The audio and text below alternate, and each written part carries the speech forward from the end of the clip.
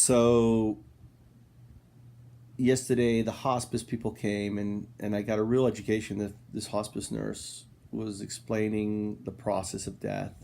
You know, hospice really understands, and there is a process, and at some point they the whole idea is you're letting them guide you to the end. You're not forcing or guiding them. It's letting the natural things take their course. And one of the natural things is they stop the desire to eat and drink. And and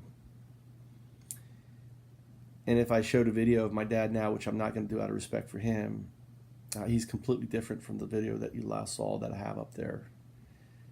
And it's amazing just in the course of a couple days how quickly he has gone down. He's no longer talking. He's no longer, wanting to eat. And I realized, having gone through the birth of my children and now having gone through this, is he has entered into the labor of death. Just a woman enters into labor to give birth, you enter into labor to die. And it's a desire to basically, just as the child has a desire to move out of the mother into the world, right? It rotates itself around. It starts to make the journey. It wants to get out. So does it the other way. And he is starting to make that rotation. And what does that mean? It means he doesn't give a fuck about anything else. He doesn't care about me, that I'm his son. He has moved past that. And the only reason I know that is because I know my father so well. And that hurts.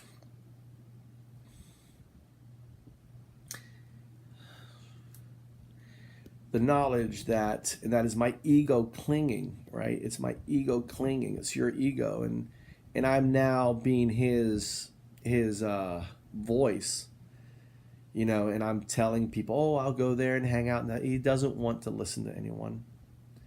He doesn't need your companionship. He doesn't need your touch or anything else. It probably is annoying to him, the sound of your voice. He just wants to move in to where he originated from, just as we moved out. And it's hard for us when we see someone as, as a living, breathing person, to let go of that. And but to me, it's night and day. How clear it is and how similar it is just a different direction. And I went in there and talked about the funeral stuff that he didn't care. Doesn't care about anything now. He just wants to get on. And what's really frustrating is he can't. It's kind of like this. Well, someone said to me, well, tell him he can move on. Well, it's not as easy as that. It's kind of like telling the pregnant woman, go on, give birth, let it out. Let it out. That's how ridiculous that is. Telling someone to let go.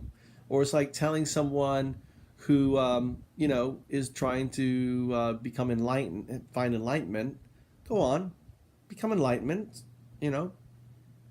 just do it. Just be enlightened, Why can't you become enlightened? And